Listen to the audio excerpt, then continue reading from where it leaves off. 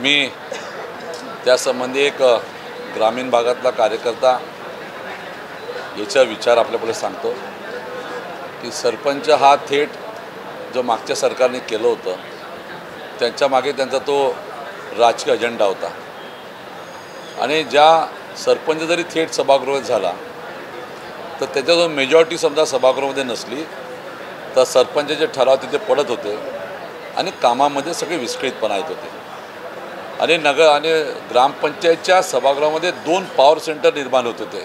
एक सरपंच होता आणि मग ज्याच्यापाशी मेजॉरिटी राहतं तो उपसरपंच तो होत होता आणि त्या 2 पॉवर सेंटरमुळे पूर्ण लोकशाही विस्कळीतपणा लागली होती. पुष्कळशा ग्रामपंचायतचे वर्षभर पैसे तसेच राहत होते. त्या ठिकाणी कुठली विकासाचे कामं होत नव्हते. नाही त्या राजकारणाला ग्रामपंचायतीमध्ये वळण लागलं होतं.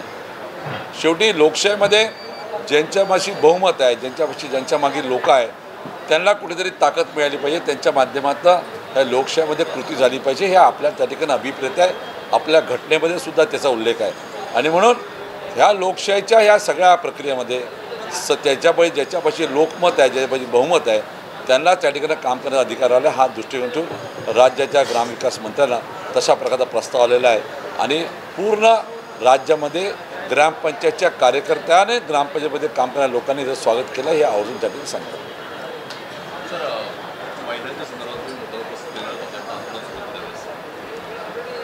हा विषय आज सामाजिक दृष्टिकोनात अत्यंत महत्त्वाचा. आम्ही कुठल्याही पक्षाचे असो कुठल्याही समाजाचे असो कुठल्याही वर्गामध्ये काम करणारे असो राजकारणी असो समाजसेवक असो पत्रकार असो किंवा न्यायपालिका असो की त्या ठिकाणी असलेले कारभारी लोक प्रत्येकाला ह्या विषयापासून चटके लागत आहे आणि हा विषय आपण सगळ्यांना माझं मत विचारलं तर आत्मचिंतन आणि आत्मक्लेशाने दूर होण्यासारखा आहे. हा विषय खूप चर्चा करून याचे लक्तरे समाजापर्यंत खूप मांडणं हे किती उचित होईल हे प्रत्येकानं आपल्या मनाला त्या ठिकाणी सांगितलं पाहिजे. त्या ठिकाणी आत्मपरीक्षण केलं पाहिजे.